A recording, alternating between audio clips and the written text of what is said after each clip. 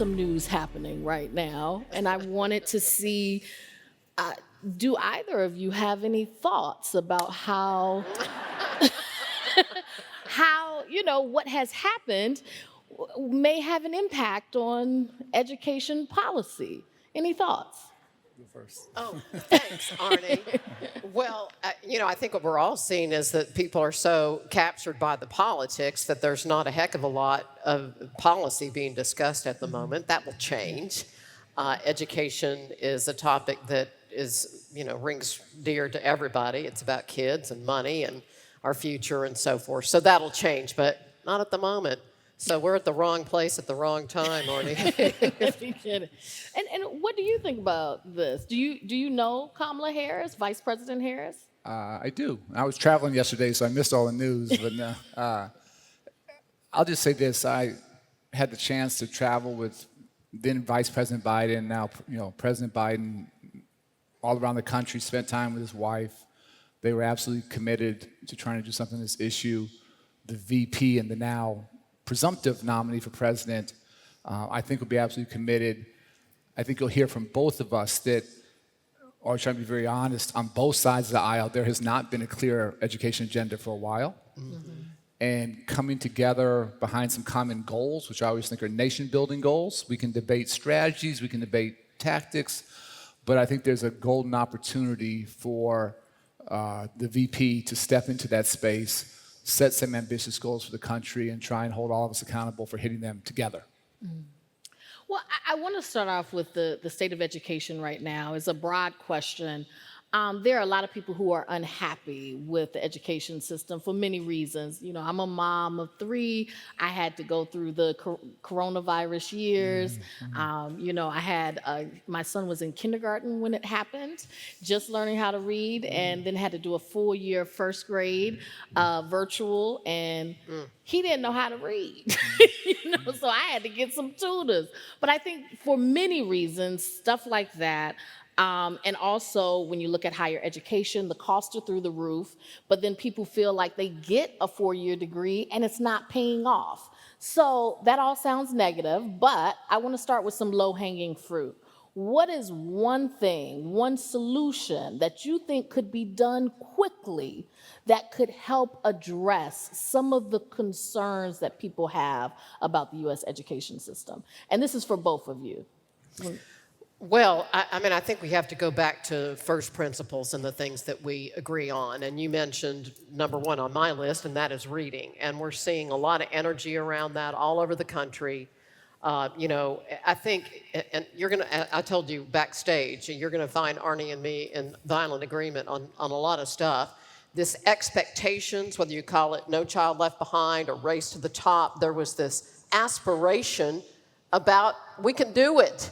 We can get better, and we can teach, darn near every child to read. And so I think first principles and making reading central, and that's, there's a wildfire on that going on around the country, so it'll be easy to tap into. And I agree with Arnie that, we haven't had a lot of federal engagement, leadership on either party, frankly, since President Obama left office. Yeah, I think education has to be the ultimate bipartisan or nonpartisan issue. None of this should be left or right. It's just about better outcomes, better results for kids, which you want for your kids and we all want for our kids. And I can't imagine going through that pandemic with a little kid trying to, Zooming at 5 years old just felt insane to me. So for those of you that went through that, just beyond devastating. But I'll just give you a couple what I think would be what I call nation-building goals. Every kid reading at grade level by 3rd grade.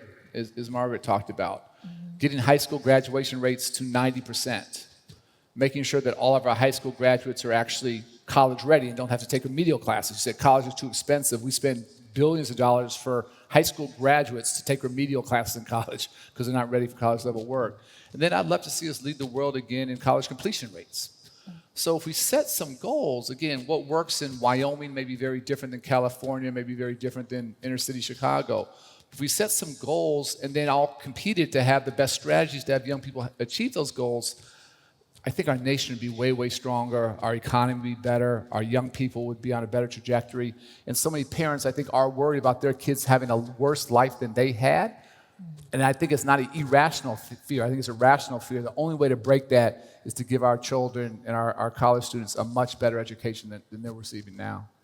You know, Secretary Spellings, you're on the, you know, you're the head of the Bipartisan Policy Center, but we live in an era where bipartisanship is kind of a dirty word in Washington, and a lot of lawmakers can be punished for compromising. So, you know, how can those that are trying to make changes in education policy, I guess, how do you overcome that? You're talking about this shouldn't be, you know, this shouldn't be a left or right issue, but how do you do something like this when Washington seems to be frozen and it's very hard to get things done? Yeah. Well, my little elevator speech is we're the only people in town with bipartisan in our name, and nothing can happen without bipartisanship. So if you want aid to Israel, aid to Ukraine, the government to open, the debt ceiling raised, infrastructure, chips, it's going to be bipartisan. And frankly, the fringier the fringe gets, the more true that is. And that'll be true, you know, in the near future, I think. So that's my starting thesis. And, you know, so when I think about that, you know, every single major reauthorization is ripe.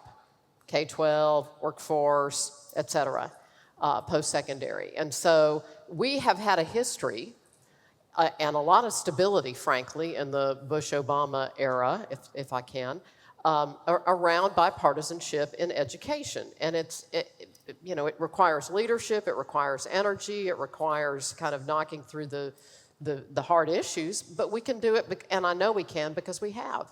And this is the moment. Next year's going to be about money and taxes and the debt and so forth. The year after that, I'm pretty intrigued and optimistic that we'll get some good energy around education issues. Where are the areas that you think are ripe for, you know, being tacked on to an appropriations bill everyone could just agree with, people wouldn't be fighting over? What are those areas?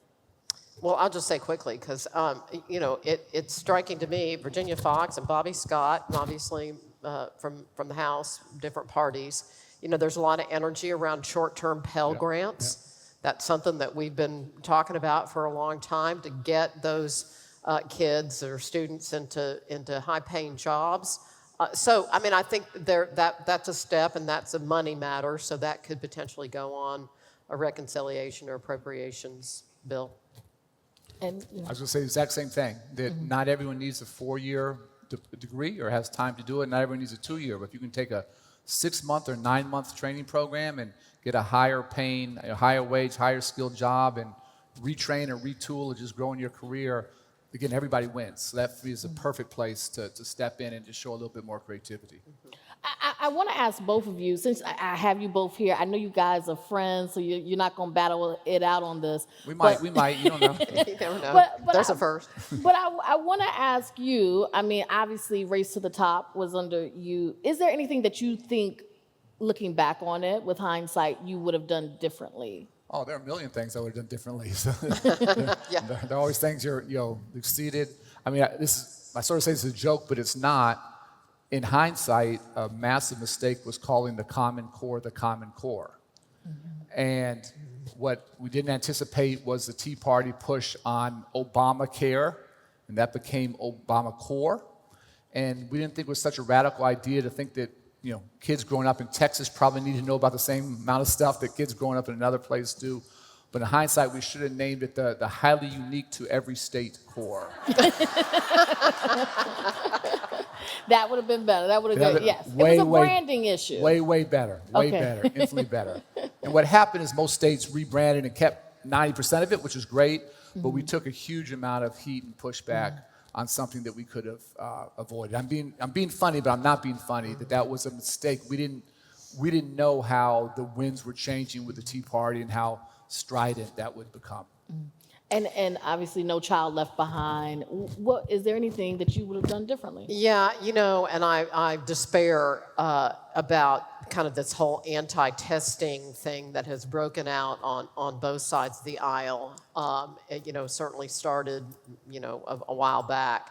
You know, how in the heck are we going to know where our kids are? And you know, we've have to care enough to find out, as I like to say. So when one of the things I'm worried about with a new law, and may I say proudly, that feature of federal policy, every kid, every year, 2 subjects, disaggregated, has been on the books for a long time. And the fact that we've had some stability in federal policy has I think, helped educators. Anyway, the point is, I worry that, we'll go back to we're not going to measure the left and the right. They have their own reasons for why that's unsupportable. But we in this room have got to rebuild the momentum and the leadership around caring about every kid. This aspiration, this racing to the top, this not leaving anyone behind, that is our collective remit.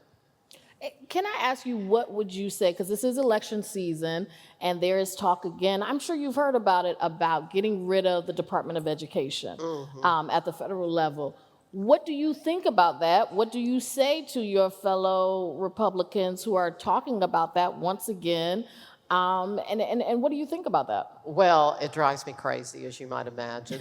My former boss was, unique in that he did not call for the abolishment of the Department of Education. And here's my question for those who proffer that. Does that mean we're abolishing Pell Grants? Are we abolishing Title I? Are we abolishing IDEA? Are we abolishing Title IX? Are we abolishing school safety? So are those things going to live elsewhere? Or, are they rightfully going to belong in the Department of Education with a major imperative from our national aspiration, as Arnie's talked about, around this, civil right for everyone, and that is a great start in life? I mean, that's just, does anybody have the answer to that? Because I'd like to know. When we talk about, education isn't necessarily the top issue this election, but education does come up in the sense of what children are going to be reading and exposed to, the idea of there was this whole critical race theory thing. There's the concerns about teaching about trans people and gay people and all of these things. There is talk about education. It just seems to be more about the culture wars or putting the 10 Commandments in classrooms. So I guess, what do you think about those issues? Yeah, I've thought about this one a lot over the years, and what I desperately wish is that people across the political spectrum, far left, far right, I don't really care, voted on education. If you look, most elections, maybe 6% of voters have education in their top 3. So politicians on both sides of the aisle know that, and they can get away with not having an education agenda. And everyone likes a photo op and to go, read to a kid and pat them on the head, but how many are willing to put their reputation, resources on the line to raise graduation rates or make college more accessible and affordable? But we don't vote. And very candidly, I blame all of us. Many politicians are followers. They're not leaders. And if we voted, that would compel local mayors, governors, senators, congressmen, presidents, that would compel them to have an education agenda and stand on something.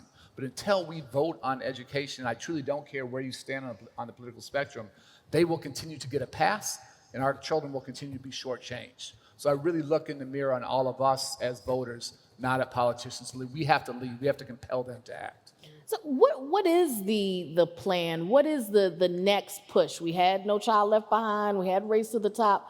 What is the next initiative that you think needs to happen to, really kind of jumpstart reform in the education system? Well, thanks for letting me go first, because you'll probably agree with this too. But we have got to elevate the degradation and the crisis around COVID. You talked about it with your own child, and that includes absenteeism. It includes mental health. Our kids are in trouble, and nobody is talking about it much, except for us in this room. So, I think really we need a triage plan for how we're going to address this. If we don't, we're going to just be in a world of hurt in our economy, and because we will not have the workforce, and we'll lose ground against China, and et cetera, et cetera. So anyway, that's my number one. Yeah. We had pre-pandemic, we had literally tens of millions of kids who were too far behind before the pandemic. It wasn't like things were ideal then. During the pandemic, after it, we know the kids that fell behind the most. So closing those learning loss gaps, what states are doing that the best, what districts are doing that the best, how do we learn from them, high dosage tutoring, those things work. Chronic absenteeism, that for me is like the crisis, as Margaret said, and no one's talking. If you have 30 to 40% of kids not in school for 2 months, 3 months out of the year, I don't care quality of teacher or curriculum or whatever, that child doesn't have a chance in life. And who's doing the best job of bringing those kids back in and knocking on doors and talking to parents and figuring out what's going on? Do we need to think differently? Do some kids need a hybrid option some days? Do we need to think differently about hours? Do we need to meet kids where they are in terms of working a job and trying to support their family? So for me, there's a ton of creative things that we need to be doing, but again, using the data to drive change and just to have an indignation with the status quo that for me feels unacceptable for 10, 20, 25 million families across America who don't have a chance of achieving the American dream because the education they're getting is not strong enough. Okay, we only have about 1 minute left. So I like to ask this question because when you talk to policymakers, there are all these grand ideas, but I always wonder, are these things that can be done with a carrot or with a stick? Do you need to just offer people more money or incentives or states or localities to get it done? Or do you need to offer a stick? Do something to take some funding away or do something to force them to do it? How do you get it done? Both, and I am the stick, and Arnie is the carrot. I mean, No Child Left Behind was a lot of stick, folks. It just was. And we needed it. We definitely needed it. And Race to the Top was a lot of carrot. And so, but both are true. I think we need transparency and we need data. And we need to highlight those that are making real progress and closing gaps and creating opportunity. And we need to challenge. I don't want to say shame. We need to challenge those that aren't. Right now, no one here has data on any of these things that we're talking about. Top 5 states, bottom 5 states, top 10 districts, bottom 10 districts. That's the conversation we need to have.